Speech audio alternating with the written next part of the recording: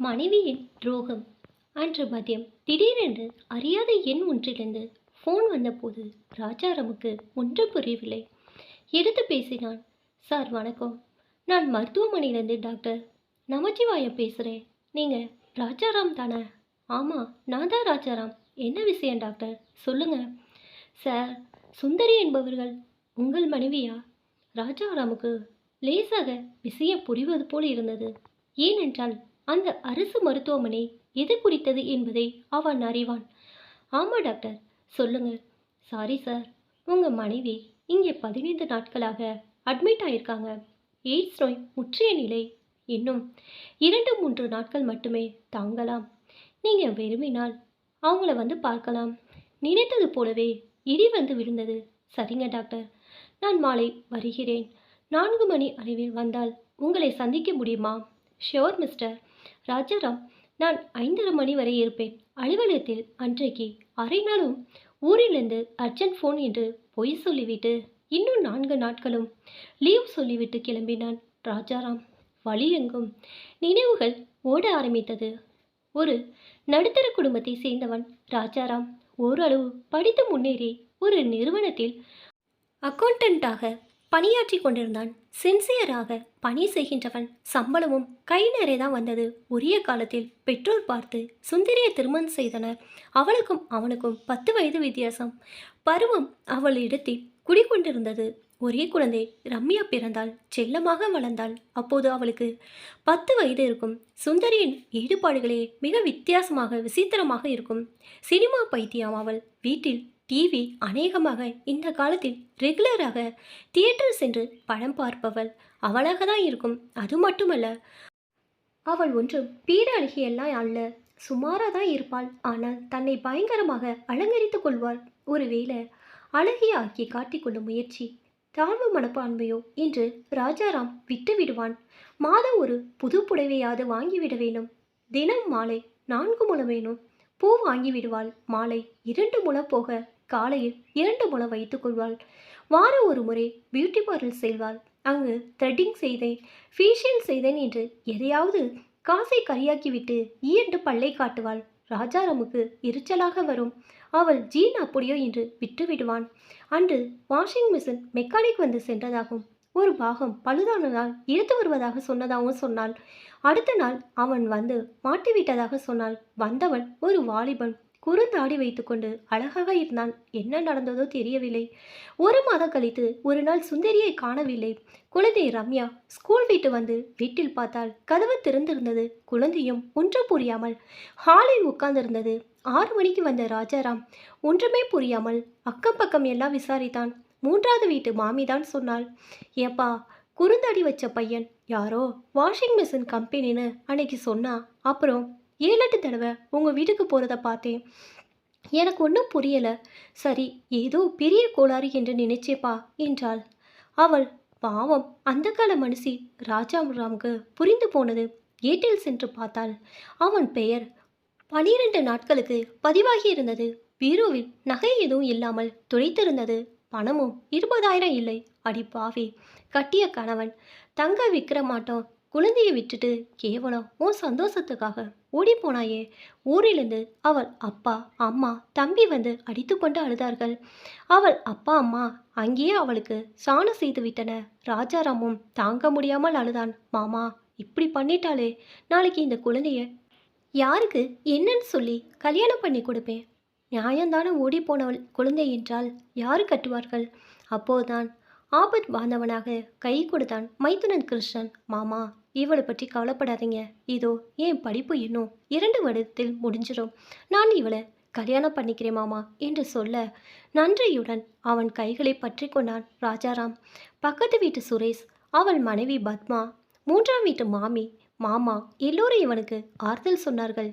எப்படி நான் இந்த குழந்தையை வளர்ப்பேன் என்று மலைத்து நின்றவனுக்கு மாமி கையில் கொடுத்தாள். அவள் ஏற்கனவே குடும்ப வறுமைக்காக அந்த அப்பார்ட்மெண்ட் முழுவதும் உணவு வேண்டுபவர்களுக்கு சமைத்து கொடுத்து வந்தாள். விடுப்பா, உங்கள் 2 பேருக்கும் நான் 3 வேளையும் சாப்பாடு கொடுத்துட்றேன். நீ அவளை படிக்க வைத்து வளர்த்துக்கோ. எதாக இருந்தாலும் நாங்கள் இருக்கோம் உனக்கு என்றாள். சுரேஷும் பத்மாவும் கூட தேர்தல் சொன்னார்கள். சார், கவலைப்படாதீங்க, எல்லோரும் இருக்கோம் உங்களுக்கு என்றான் சுரேஷ். பத்மா இவனை அண்ணா என்றுதான் அழைப்பாள். நல்ல பெண், வங்கியில் பணியாற்றுகிறாள். அண்ணா விடுங்கண்ணா, ஏதோ நடந்து போச்சு, நாங்கெல்லாம் அக்கம் பக்கத்தில் குழந்தையை விட்டுருவோமா என்றாள். அதேபோல் தான் நடந்து வந்தது. குழந்தைய ஸ்கூல் விட்டு வந்தது. அவளிடம் உள்ள சாவியை வைத்து வீட்டை திறந்து கொண்டு பையை வைத்துவிட்டு மாமி வீட்டுக்கு செல்வாள். மாமி அவளுக்கு காஃபி கொடுக்க சமத்தாக குடித்துவிட்டு வீட்டுக்கு வந்து ஹோம்ஒர்க் செய்து கொண்டிருப்பாள். பத்மா அவ்வப்போது வந்து பார்த்து கொள்வாள். ராஜாராம் 1 மணி நேரத்தில் வீடு வந்து விடுவான். ஆனாலும் வெளியிலும் ஆஃபீஸிலும் சுற்றுப்புற வீடுகளிலும் அசிங்கமானது அசிங்கமானதுதான். அதை ஒன்றுமே செய்ய இயலாது. அப்படியே 2 ஆண்டுகள் ஓடிவிட்டது. ரம்யாவுக்கு 12 வயது. அப்போது நல்ல வளர்த்து இருந்தது.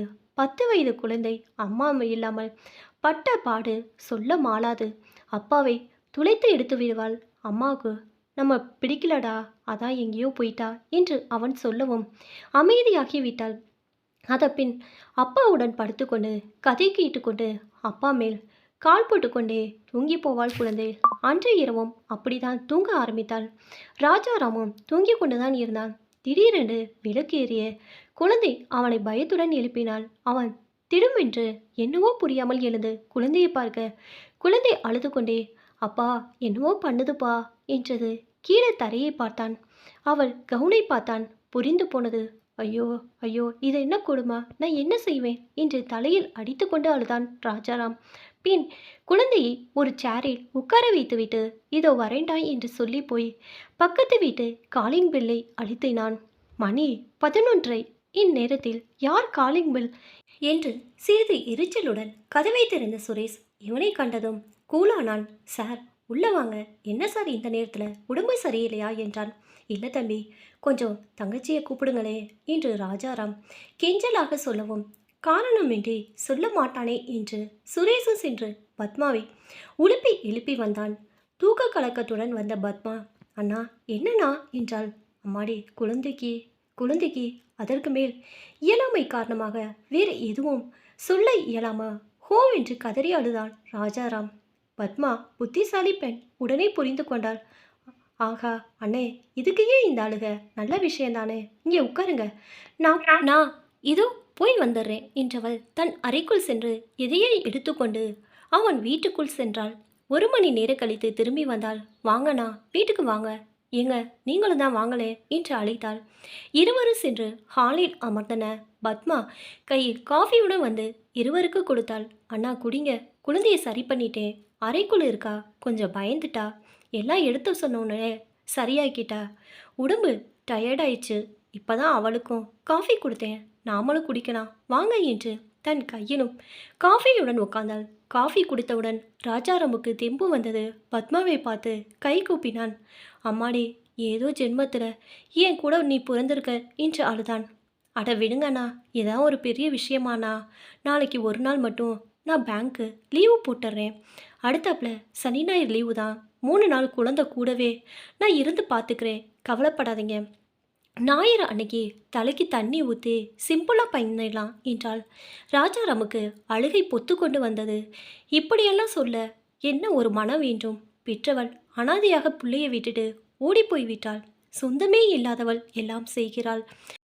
சுரேஷ் அதை விட சார் ரொம்ப நுணுக்கமான விஷயம் சார் இது, நானே இப்போ தான் புரிஞ்சுக்கிட்டேன். ஒன்று பண்ணலாம் பத்மா, நீ இங்கே குழந்தை கூட சார் வீட்லேயே 3 நாளும் படுத்துக்க, நானும் அவரும் நம்ம வீட்டில் படுத்துக்கிறோம், பாவம் குழந்தை, கொஞ்சம் நீ இருந்தா அதுக்கு தெம்பாக இருக்கும், நான் சொல்கிறது சரிதானே என்று சொல்ல பத்மாவும் ஆமாங்க, நானே உங்களிடம் கேட்கலான்னு இருந்தேன், குழந்தைய நம்ம வீட்டில் வச்சுக்கலாம் என்று, இதுவும் ஓகே தான் என்றால் நான் என்ன கைமாறு செய்ய போகிறேன் இவர்களுக்கெல்லாம். ராஜாராம் அறைக்குள் சென்று பார்த்தான். ஒரு சேரில் அமர்ந்திருந்தாள் குழந்தை. அவனை பார்த்து சோகையாக சிரித்தாள். அம்மா அருகில் இல்லாத வெறுமையோ என்னவோ கண் சோகமாக இருந்தது. குழந்தை அருகில் சென்று அதன் தாடையை தொட்டு தூக்கினான். அதை தலையை தடவி கொடுத்தான். அம்மாடி, அப்பாவால் இவ்வளோதாடா செய்ய முடியும், மன்னிச்சிட்றா என்றான். சேச்சா, என்னப்பா இது, மாமி நல்லா பார்த்துக்கிட்டாங்கப்பா, இன்னும் 3 நாள் கூடவே இருக்குன்னு சொல்லியிருக்காங்க, நீங்கள் கவலைப்படாதீங்கப்பா, எல்லாருக்கும் வர்றதா என்று மாமி சொன்னாங்க, நீங்கள் என்னோட இருக்கிறதே எனக்கு போதும்பா, வேற எதுவும் வேணாப்பா என்றது குழந்தை. ஐயோ ஐயோ, இவள் என் குழந்தையா, என் தாயா? இந்த வயதில் இந்த நிலையில் எனக்கு தெரிந்த சொல்கிறாளே. நெகிழ்ந்தான் ராஜாராம். அடுத்த நாள் மாமிக்கு விஷயம் தெரிந்து ஓடி வந்து விட்டாள். குழந்தைக்கு என்னென்னவோ பைத்தம்பருப்பு கஞ்சி, உளுந்த வடை, அது இது என்று சத்து பொருளாக செய்து கொடுத்தாள். பத்மாவும் மாமியும் குழந்தை கூடவே இருந்தார்கள். 3ஆம் நாள் எளிமையாக அவளை நீராட்டி பூச்சூடினார்கள். குழந்தை தன் கால்களில் விழுந்து ஆசீர்வாதம் வாங்க முன்னால் மாமா மாமி கால்களிலும் பத்மா சுரேஷ் கால்களிலும் விழ செய்தான் ராஜாராம். காலம் ஓடியது. அது நடந்ததும் ஓராண்டாக குழந்தை ரம்யா இப்போது பருவப்பெண்ணாக 13 வயதில். அந்த நிலையில் இந்த செய்தி அவன் வண்டி மருத்துவமனையில் நின்றது. டாக்டர் நமச்சிவாயத்தை தேடி சென்று சந்தித்தான். அவனை பார்த்த டாக்டர், சார் நீங்கள் தானே, என்னாச்சு, உங்களுக்கு ஒன்றும் ப்ராப்ளம் இல்லையா, நீங்கள் நல்லா தானே இருக்கீங்க என்றார். சுருக்கமாக சொன்னான். மருத்துவர் நொந்து போய் சொன்னார், நிறைய பார்க்குறேன் சார், இப்படி மனசு வேதனையாக இருக்குது, சமூக சீரழிது, டிவி சினிமாவால் ஒன்றும் பண்ண முடியல சார். அழைத்து சென்று அவளை காட்டினார். பயந்து போய் கண்களை பொத்தி கொண்டார் ராஜாராம். ஆம், கட்டிலில் ஒரு எலும்பு கூடு படுத்திருந்தது. ப்ளீஸ் ராஜாராம், உங்கள் வேதனை எனக்கு புரியுது. சாதாரணமாக இருக்கிற நிலையில் உள்ளவங்க கிட்ட யாராவது சொந்தம் இருக்காங்களா அல்லது யாரையாச்சும் பார்க்க விரும்புகிறீங்களா என்று கேட்போம். மனிதாபமான அடிப்படையில் இது இறக்கும் உயிருக்கு ஆறுதலை கொடுக்கலாம் என்பது என் நம்பிக்கை. மற்றபடி இவங்க இறந்து போனால் இங்கே எல்லாம் பண்ண ஆள் இருக்குது. கடைசியாக நானும் சில டாக்டரும் கலந்து பேசி ஒரு ஃபண்டு இதுக்கு நடத்துகிறோம். மாதம் ஒரு குறிப்பிட்ட தொகையை கொடுத்துருவோம். இங்கே உள்ள ஆளுங்க எத்தனை பிணம் விழுந்தாலும் எரிச்சிருவாங்க. வேணும்னா நீங்கள் அவங்க கையில் ஒரு 500,000 கொடுத்துட்டு போனால் போதும், எல்லாம் செஞ்சிருவாங்க என்றவர். நான் கிளம்புறேன் என்று சொல்ல, நான் நாளைக்கு வந்து பார்க்குறேன் டாக்டர் என்று அவரிடம் கூறி வழி அனுப்பினான். பின் அந்த கட்டில் முன் இருந்த சேரில் உட்கார்ந்தான். எலும்பு கூடு முணுங்கிக் கொண்டே இவன் பக்கம் திரும்பியது. முட்டை போல கண்கள் மட்டும் இவனை பார்த்தது. நீர் சொரிந்தது. திக்கி திணறி பேசியது. என்ன மனசு உங்களுக்கு? தெய்வமே, என்னையும் பார்க்க வந்திருக்கிறீங்க ஐயா. இந்த சுந்தரி குற்றத்துக்கு இது மட்டும் தண்டனை இல்லை, இன்னும் கோடி பிரிவில் தண்டனை இருக்கு. டாக்டர், எவ்வளவோ கேட்டும் நான் சொல்லலை. திடீர்னு ஒரு என்ன துணி தான் சொன்னேன் உங்கள் நம்புறேன். வெறுமையாக அவளை பார்த்தான் ராஜாராம். அருகில் கைகள் குச்சியாக. சொல்லு, என்ன வேணும் என்றான். ஒன்றும் வேண்டாம் சாமி என்றாள். ஏன் இப்படி உனக்கு ஆச்சு? என்னத்தை சொல்வேன், குடுப்படுத்து ஓடிப்போனேன். ஒருத்தன் கூட உடம்பு ஆசை, நகை நட்டு பணம் தீர வர அனுபவிச்சான். பின்ன மும்பைக்கு கூட்டி போய் மோசமான ஏரியாவில் விட்டுட்டு காசை வாங்கிட்டு போயிட்டான். 2 வருஷம்தான் இப்படி ஆகிப்போச்சு. அங்கேருந்து இங்கே வந்து படுத்து கிடைக்கேன். சரி, நான் என்ன பண்ணணும் இப்போ சொல்லு. ஒன்று வேணா என் தெய்வமே, உன்னை என் கண்மணி குழந்தையும் தவிக்க விட்டு போனவன் அதற்கான தண்டனையை அனுபவிக்கிறான் என்று நீ பார்க்க வேணும். அதுக்காக தான் உன்னை கூப்பிட்டேன். அப்புறம் இன்னொன்று, எனக்கு அதுக்கு அருகதை இல்லை. ஆனாலும் அவளாசை கிடந்து அடிச்சுக்குது. எனக்கு உன்னோட மன்னிப்பு வேணும் தெய்வமே. வீடு நடந்தது நடந்து போச்சு, இனிமே என்ன வந்தது? இல்லை இல்லை தெய்வமே, உன் வாயாலே என்னை மன்னிச்சிட்டே என்று சொன்னாலே போதும், என் கட்ட நிம்மதியாக வேகும். எப்போ நீ உன் தப்பை உணர்ந்துட்டியோ அப்போவே நீ அதிலிருந்து விடுபட்டுட்ட. இல்லை தெய்வமே, சுற்றி வளைச்சு பேசாத. சரி விடு, உன்னை மன்னிச்சிட்டேன், அது போதும் எனக்கு. நீ போயிட்டு வா. இல்லை இல்லை, போயிட்டு நீ வர வேண்டாம். இங்கே எல்லாம் கண்ணை மூடிக்கொண்டது. ஐயோ ஐயோ, இப்போ நான் என்ன செய்வது? சிந்தியுடன் வீடு வந்து சேர்ந்தான் ராஜாராம். வீட்டில் பாப்பா கேட்டால், ஏப்பா என்னமோ மாதிரி இருக்க என்று. ஒன்றுமில்லடா, டயர்டாக இருக்கு என்று சமாளித்து விட்டான். ஓரிரு மணி நேரங்கள் சிந்தனை ஓடியது. ஒன்று புரியாமல் குழம்பியது. 8 மணிக்கு டிஃபன் வரவும் சாப்பிட்டு விட்டு சுரேஷ் வீட்டு காலிங் பெல்லை அழுத்தினான். வெளியே வந்த சுரேஷிடம், சாப்பிட்டீங்களா தம்பி எனவும், இப்போதான் ஆச்சு என்றான் அவன். ஒரு நிமிஷம், தங்கச்சியோட என் வீட்டுக்கு வாங்களே என அழைக்க அவனும் பத்மாவை கூட்டி கொண்டு வந்தான். குழந்தை ரூமில் படுத்து கொண்டிருந்தாள். ஹாலில் மெல்லிய குறையில் பத்மா சுரேஷிடம் நடந்த விஷயங்கள் எல்லாவற்றையும் சொன்னான் ராஜாராம். சுரேஷ் பிரம்மை பிடித்து அதிர்ந்து போய் உட்கார்ந்து கொண்டிருந்தான். பத்மா அதற்கு மேல் என்ன சொல்வதென்றே இருவருக்கு தெரியவில்லை. 5 நிமிடம் மௌனமாக செல்ல சுரேஷ் அதை கலைத்தான். ரொம்ப சங்கடமாக இருக்குது சார், எதா இருந்தாலும் மனசை விட்டு சொல்லிடுங்க என்கிட்ட. ஆமாண்ணா, ரொம்ப வருத்தமாக இருக்குண்ணா. எங்கேயோ இருக்கான்னு நினச்சிக்கிட்டு இருந்தால் பரவாயில்ல, ஆனால் இப்படி ஆகிப்போச்சு. என்னவென்று என்ன சொல்லுங்கண்ணா என்றாள் பத்மா. எனக்கு என்ன சொல்கிறது, எப்படி சொல்கிறதுன்னு தெரில சுரேஷ். மனசு அடிச்சுக்குது. ஆனால் நாம் இங்கே தனி வீட்டில் இல்லை, அப்பார்ட்மெண்ட்டில் இருக்கோம். 1000 விஷயம் இருக்குது. தனி வீடு என்றால் கூட கஷ்டம்தான். எனக்கு ஒரு எண்ணம் திடீர்னு தோணுச்சு சுரேஷ். அது சரியா தப்பான்னு தெரில. அது போக போகிற உசுறு. இன்னும் 2 நாளோ 3 நாளோ. சாதாரணமாக வேறு ஏதோ நோய் என்று இருந்தால் வீட்டுக்கு கூட்டி போயிடுங்க, பிரியமாக இருங்க.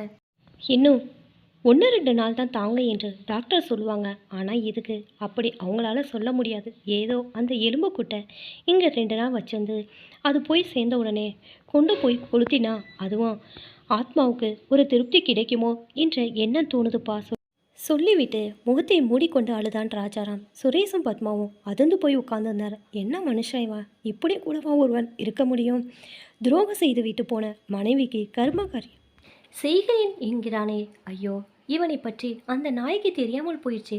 ரொம்ப நேரம் கழித்து சுரேஷ் சொன்னான், சார், எனக்கு நீங்கள் சொன்னது ஒரு மாதிரியாக தான் இருக்குது. எல்லோரும் மனுஷங்க, தப்பு பண்ணுறவங்க தான். யாரோ இப்படி சிலருக்கு தண்டனை கிடைச்சிது. ஒன்று பண்ணலாம், நாளைக்கு இரவு டிஸ்சார்ஜ் செய்ய எங்கள் வீட்டெல்லாம் அடங்கின பின்னால் என் காரில் கூட்டிகிட்டு வந்து வீட்டுக்குள்ளே வச்சிடலாம். மாமிக்கு மட்டும் சொல்லிடுறேன்.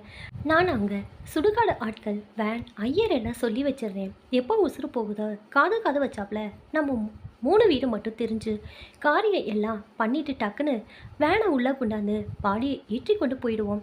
யாருக்கும் எந்த சங்கடமும் இருக்காது. அதையும் தாண்டி எவனாச்சும் இங்கே வந்து கேட்டா நான் பார்த்துக்கிறேன் சார். யார் என்ன சொல்ல கிடக்கு? அவங்க இன்னும் உங்கள் மனைவி தானே. அதனால் எவனும் ஒன்று சொல்ல வாய்ப்பில்லை, விடுங்க. ஆனால் ஒரு வார்த்தை, நீங்கள் உயர்ந்த மனிதர் என்றான். ரொம்ப நன்றி சுரேஷ் என்று அவன் கைகளை பற்றி கொண்டான் ராஜாராம். பத்மாவும் சுரேஷ் சொன்னதை ஆமோதித்தாள். பாவம், ஏதோ நோய் கொடுமையால் தவிக்குது. நீங்கள் 1-2 நாள் இருந்தா ஆன்மாவுக்கு ஆறுதல் கிடைக்கலாம், தாராளமாக செய்யலான்னா என்றால். பின்னர் ராத்திரி குழந்தையிடம் பேசினான். அம்மாடி, ஒரு விஷயம் சொல்வேன், கோச்சிக்க கூடாது அப்பா கிட்ட என்றான். குழந்தை சிரித்தது. என்னைக்குப்பா உங்ககிட்ட கோச்சிக்கிட்டேன், இப்போ கோபிக்க சொல்லுங்கப்பா என்றால். அவளுக்கு புரியும் அளவில் எடுத்து சொன்னான். அவ்வளோதான், வெடித்தாள் குழந்தை. ஏப்பா, உங்கள் நல்ல மனசுக்கு ஒரு அளவே இல்லையாப்பா? என்ன விடுங்கப்பா, நான் எங்கேயாச்சும் போயிடுறேன். என் ஸ்நேகிதி வீட்டுக்கு போய் 4 நாள் இருந்துட்டு வரேன். மன்னிப்பு கொடு, தகுதி உள்ளவங்களுக்கு தான் கொடுக்கணுப்பா. எனக்கு அந்த மூஞ்சில முழிக்கவே பிடிக்கலப்பா. கடைசியாக சொல்கிறேப்பா, எனக்கு தாயுமானவன் நீந்தான். தனியாக அம்மானு எனக்கு இல்லை. சிதறி அழுதாள். அவளை அருகில் அமர்த்தி கொண்டான். தலையை கோதினான். கையை பிடித்து கொண்டாள். அவள் கை நடுங்கியது. அம்மாடி, நீ பார்க்கறதுக்கு முகம் என்றெல்லாம் ஒன்றும் இல்லடா தாயே, வெறும் எலும்பு கூடு ஒன்று தான் இருக்குது. நீ சொல்கிறதெல்லாம் சரிதான் கண்ணு. அப்பா ஒரு கிறுக்கந்தான், விட்டுடு. ஏதோ மனசு கேட்காம சொல்லிட்டே. வேண்டாடா தாயே, நீயும் என்னை விட்டுட்டு போயிடாத என்று கட்டி கொண்டு அழுதான். குழந்தையும் அழுதது. பின்னர் சொன்னான், நம்ம ஆன்மீகம் இதை தாட சொல்லுது, தப்பு செய்தவனுக்கு மன்னிப்பு கொடுக்கணும். தப்பு செய்தவன் அதை உணர்ந்தாலே அவன் அதிலிருந்து விடுபட்டு விட்டான் என பொருள். இதையெல்லாம் சொல்லி வச்சுருக்காங்க. இன்னும் அது தப்பாக உணர்ந்துருச்சு. அதனால் டாக்டர்கிட்ட ஏன் நம்பரை கொடுத்து வர சொல்லியிருக்கு. ஒன்று அழுவுது, மன்னிப்பு கேட்டு கெஞ்சுது, வேறு என்ன சொல்ல. இன்னொன்று குழந்த. 1000 தான் அது தப்பு பண்ணியிருந்தானோ. நீ எங்கள் 2 பேரோட குழந்தை தானே.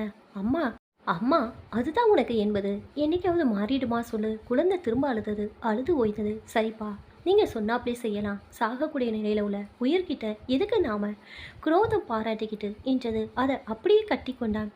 என் செல்லமே, என்னாட்டுமே இருக்கிறேடா என்றான்.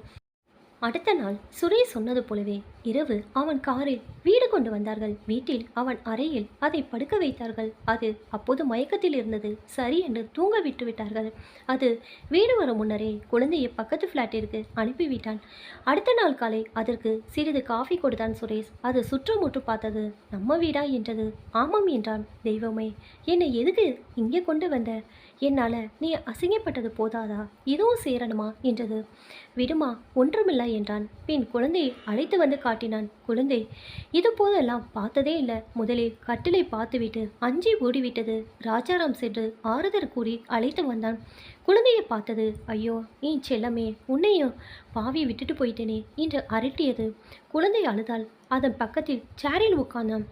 அதன் குச்சி கையை தன் கையில் வைத்து கொண்டாள். என் கண்ணு, அம்மா புத்தி கெட்டு போயிட்டேன். கடவுள் உன் அம்மாவுக்கு தண்டனை கொடுத்துட்டான் செல்லம். அம்மாவை அப்பா மன்னிச்சிட்டார், நீயும் மன்னிச்சிட்டா. இந்த கட்டம் வேகம் என்றது. குழந்தை ஐயோ என்ன அரட்டி கொண்டு அழுதது. திக்கி கொண்டே பேசியது. அம்மா, உன்னை மன்னிச்சிட்டேம்மா, தெரியாமல் பண்ணிட்ட, தண்டனை கிடைச்சிருச்சு.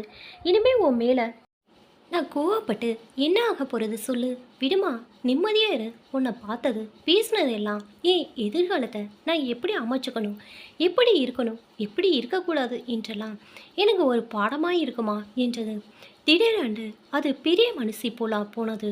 பின்பு சுரேஷ், பத்மா, மாமா, மாமி எல்லோரும் வந்து பார்த்தார்கள். அதனிடம் 4 வார்த்தை ஆறுதலாக சொன்னார்கள். உனக்கு என்ன கர்மாவும் பண்ணிவிடுவோம், கவலைப்படாத என்று மாமி சொன்னால் அது அழுதது. எதுவுமே வேண்டாம் எனக்கு, நீங்கள் எல்லாம் வந்து பார்த்தேலே அதுவே போதும். இந்த வீட்டுக்குள்ளே என்னை அழைச்சிட்டு வந்தப்பவே என் கர்மா எல்லாம் முடிஞ்சு போச்சு, இனி ஒன்றுமே இல்லை என்றது. பின் ஆயாசமாக கண்ணை மூடிக்கொண்டது. ராஜாராம் ஃபோன் பண்ணி சொல்லுவோம். திருச்சியிலிருந்து மாமனார் மாமியார் கிருஷ்ணன் எல்லாரும் அடித்து பிடித்து வந்தார்கள். அனைவரும் அதை சென்று பார்த்து ஒரு பாட்டம் அழுதார்கள். ஒவ்வொரு விடமும் அது மன்னிப்பு கேட்டு பெற்றுக்கொண்டுதான் ஆளை விற்றது. அன்று இரவு முடியும் நேரே காலை 4 மணிக்கு முடிந்து போனது.